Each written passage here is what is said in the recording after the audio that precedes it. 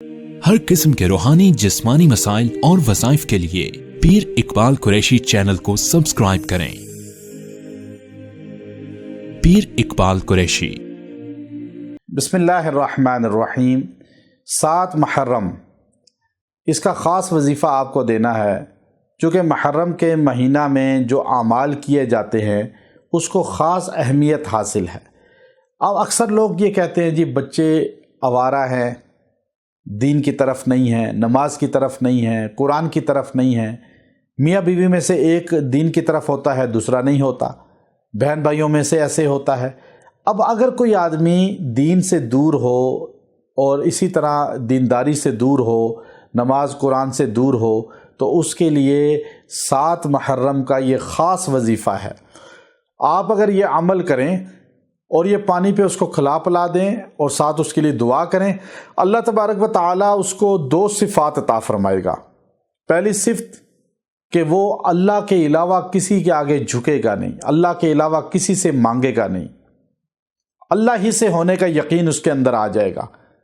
اور دوسرا، اللہ کی اطاعت کرے گا، عبادت کرے گا، نماز پڑھے گا، نماز کا پابند ہو جائے گا۔ چونکہ یہ 2 صفات اللہ نے اصحاب رسول کی بیان کی ہیں قرآن کے اندر، اور سیدنا علی رضی اللہ تعالیٰ عنہ اس کے مصداق ہیں۔ اصل شیر خدا حیدر کرار علی المرتضیٰ رضی اللہ تعالیٰ عنہ، قرآن میں یہ لفظ جو میں آپ کو بتا رہا ہوں اس کا مصداق امام ابن کثیر نے فرمایا سیدنا علی ہیں۔ اب انسان 7 محرم کو عشاء کی نماز کے بعد دعا کرے، یہ پڑھ کر 70 مرتبہ، اور کھانے پینے پہ کھلا پلا دے۔ جو کھائے گا وہ کھانا، جو پیے گا وہ پانی، اللہ اس کو بھی اطاعت گزار کرے گا، اس کو بھی نافرمانی سے بچائے گا، اور اپنا یقین کامل عقیدہ توحید عطا فرمائے گا۔ وہ کیا ہے؟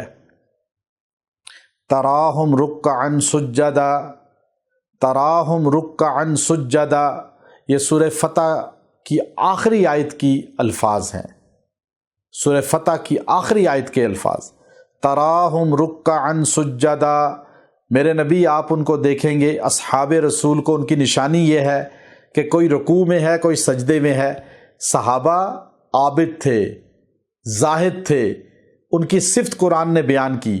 ہم یہ تصور کر کے 7 محرم کو عشاء کے بعد تمام مسلمان یہ پڑھ سکتے ہیں، سب کو اجازتیں ہیں میری طرف سے۔